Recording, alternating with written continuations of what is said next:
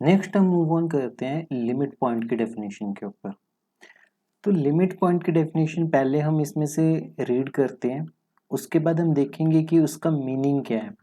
आपको मतलब बहुत इंट्यूटिव अंडरस्टैंडिंग होनी चाहिए चीज़ों की कि लिमिट पॉइंट का क्या मतलब है और इससे आप क्या समझते हो।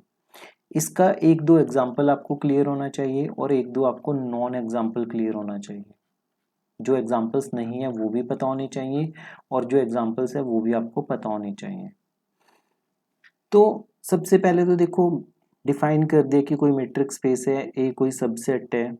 अब कोई पॉइंट को बोलेंगे लिमिट पॉइंट है। इसने क्या बोला कि कोई भी पॉइंट है उसे हम लिमिट पॉइंट बोलेंगे अगर हर एक ओपन बॉल जो एक्स को सेंटर लेके बनाई गई हो उसमें ए सेट का कम से कम एक और पॉइंट जरूर मिले, एक्स के अलावा कम से कम एक पॉइंट और मिले।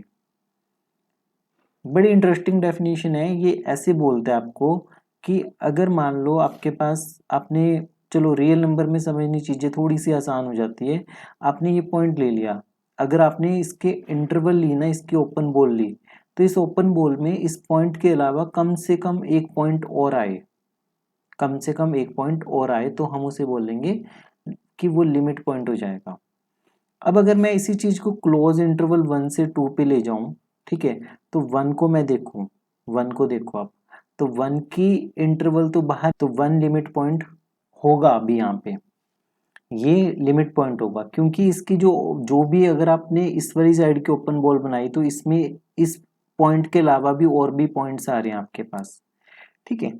तो मतलब सिंपल सी बात ये है कि अगर ये डेफिनेशन सेटिस्फाई करे, ज़्यादा अभी कंफ्यूज मत होना इस क्लोज वाले पार्ट को लेके, इसको छोड़ दो आप अभी।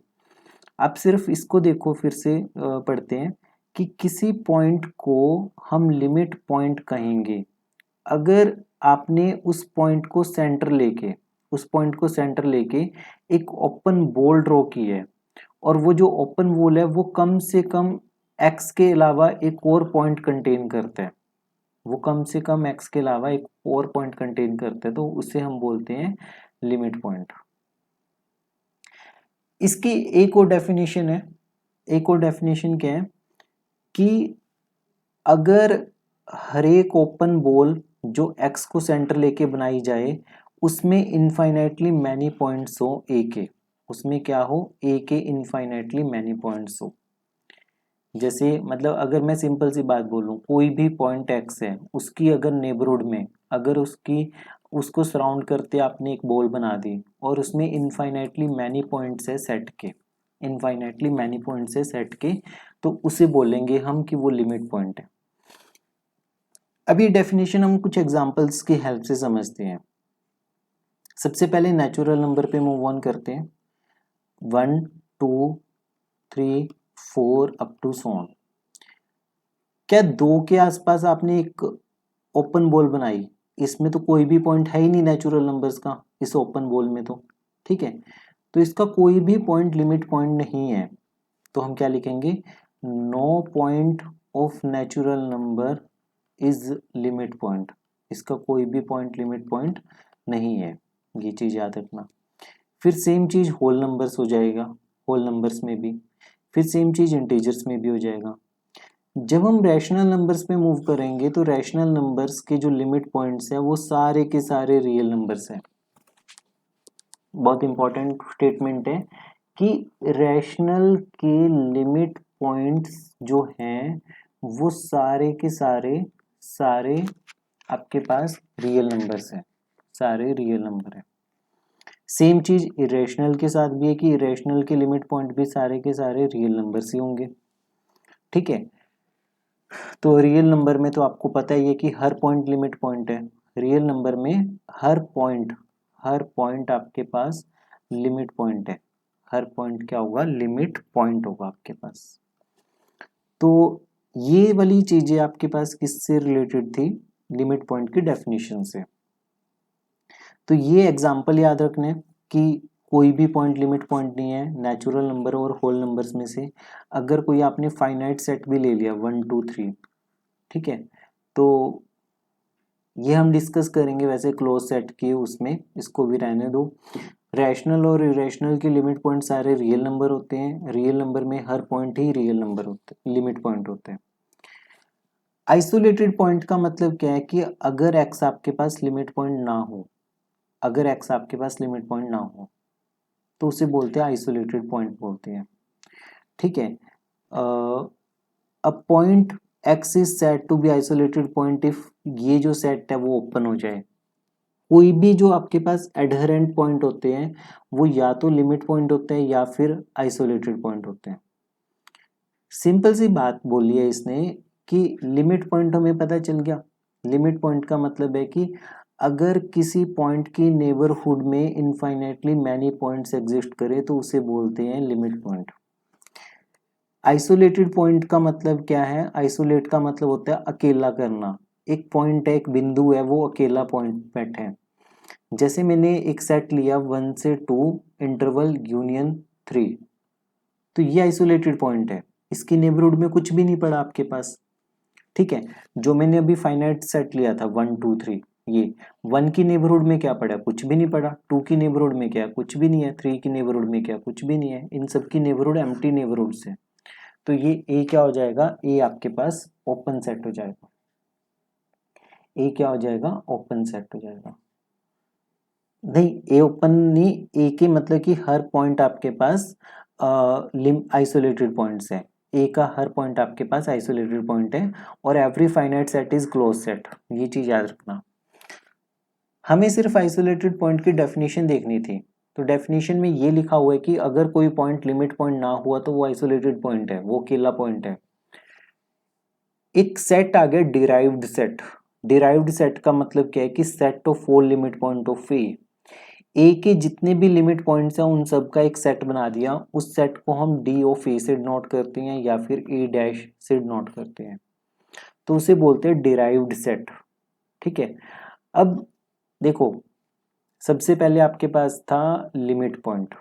लिमिट पॉइंट को समझो, पहले क्या बोला मैंने कि अगर एक पॉइंट है जो ए से बिलोंग करते हैं, ठीक है, अगर एक्स की नेबरहुड में, एक्स की ओपन बॉल में इनफाइनाइटली मैनी पॉइंट्स हैं, एक्स की ओपन बॉल में इनफाइनाइटली मैनी पॉइंट्स हैं, तो हम उसे क्या बोलेंगे कि वो लिमिट पॉइंट है।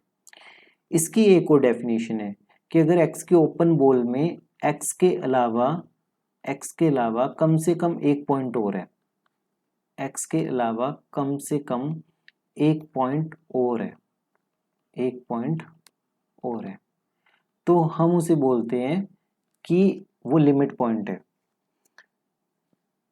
जैसे अगर आपके पास इंटरवल 1 से 2 दे दिया तो इसके जो लिमिट पॉइंट्स होंगे सारे के सारे वो क्लोज इंटरवल 1 से लेके 2 तक बनेगी। अगर आपके पास क्लोज इंटरवल ही गिवन है तो इसके लिमिट पॉइंट्स का सेट क्या बनेगा? 1 से 2 बनेंगे। अब इसका हर पॉइंट लिमिट पॉइंट है। रियल लाइन में जितने भी पॉइंट्स हैं हर पॉइंट लिमिट पॉइंट है। ठीक है, नेचुरल नंबर में कोई भी पॉइंट लिमिट पॉइंट नहीं है। तो लिमिट पॉइंट की डेफिनेशन होगी आपके पास। आपने एक चीज देखनी है कि उसकी ओपन बॉल में पॉइंट एग्जिस्ट कर रहे हैं। जैसे मान लो मैंने एक सेट लिया 1/n सेट ले लिया। 1/n जब मैंने किया तो 1, 1/2, 1/3, 1/4 अप टू फिर 1/10 लाख, ठीक है, 10 की पावर 10, फिर 10 की पावर 1000, ठीक है, 1000 फैक्टोरियल, ऐसे चलते जा रहे हैं। जीरो की नेबरहुड में देखो, जीरो की नेबरहुड में आपको इनफाइनाइटली मैनी पॉइंट्स देखने को मिलेंगे, तो ये जो सेट है इसका लिमिट पॉइंट क्या हो जाएगा? जीरो हो जाएगा। इसका लिमिट पॉइंट क्या हो जाएगा? जीरो हो जाएगा। तो ये चीज आपको ध्यान में रखनी है कि 1/n का लिमिट पॉइंट आपके पास क्या है? जीरो है। उसके अलावा हमने आइसोलेटेड पॉइंट भी देखा था। आइसोलेटेड पॉइंट का मतलब क्या है कि जिसकी नेबरहुड में कोई और पॉइंट एग्जिस्ट ना करे। ठीक है, एक्स अगर एक्स लिमिट पॉइंट नहीं है, x is not a limit point, then it is said to be, तो हम इसे क्या बोलेंगे? तो इसे बोलेंगे कि वो आइसोलेटेड पॉइंट है। अगर लिमिट पॉइंट नहीं है तो हम उसे क्या बोलेंगे? वो आइसोलेटेड पॉइंट है आपके पास। ठीक है। अब इसका एग्जांपल तो आप दे सकते हो, जैसे मान लो 1 2 दे दिया मैंने, ये दोनों आइसोलेटेड पॉइंट्स हैं। नेचुरल नंबर्स में जितने भी पॉइंट्स हैं आपके पास 1 2 3 वो सारे के सारे आइसोलेटेड पॉइंट्स हैं। होल नंबर्स में जितने पॉइंट्स हैं वो सारे आइसोलेटेड पॉइंट्स हैं। फिर आपके पास एक डेफिनेशन आई थी आइसोलेटेड पॉइंट्स के बाद डिराइव्ड सेट की। डिराइव्ड सेट का मतलब क्या हो गया कि एक सेट है, set of all the limit points. Derived set का मतलब क्या है, set of all the limit points, set of all limit points, ये आपके पास है डिराइव्ड सेट। ठीक है, तो ये चीज ध्यान में रखनी है आपने। अब इसने एक और डिफाइन किया क्लोजर। क्लोजर का मतलब क्या है कि एक सेट है, उसको उसके लिमिट पॉइंट्स के साथ अगर हम यूनियन ले लें तो वो आपके पास क्लोजर बन जाएगा। जैसे रैशनल नंबर्स हैं, आपने सेट ले लिया रैशनल नंबर्स, रैशनल नंबर के जितने भी लिमिट पॉइंट्स हैं वो सारे के सारे क्या आएंगे आपके पास, वो इरेशनल नंबर्स भी आएंगे। तो रैशनल नंबर का जो लिमिट पॉइंट्स होंगे वो इरेशनल नंबर आएंगे। तो ए बार क्या बनेगा, ए यूनियन ए डैश, मतलब क्यू का बार क्या बनेगा, क्यू यूनियन इरेशनल, तो ये तो बनेगा रियल नंबर। तो क्यू बार किसके बराबर बन जाएगा, रियल नंबर के बराबर बनेगा। अब कंफ्यूजन आपको ये हो सकता है कि ये कैसे, कि रैशनल नंबर्स आपके पास सेट, मैंने बोला रैशनल नंबर है, मैंने इसका बोला कि लिमिट पॉइंट्स इसके रैशनल है। अब बहुत समझने वाली बात बताता हूँ मैं आपको, एक छोटा सा सेट ले लो, ये आपके पास मेन वो है सेट है। अब इसमें आपने एक सेट लिया 1 1.4 1.41 1.414 1.4142, ऐसे करके एक सेट बना दिया। इस सेट का लिमिट पॉइंट स्क्वायर रूट 2 है, इस सेट का लिमिट पॉइंट क्या होगा, स्क्वायर रूट 2 होगा। तो वैसे करके 1 1.7 1.71 1.7173 ऐसे करके इसका लिमिट पॉइंट क्या हो जाएगा, स्क्वायर रूट 3। तो रैशनल्स में आप ऐसे सेट्स बना सकते हो जिनके लिमिट पॉइंट क्या होंगे, इरेशनल नंबर होंगे।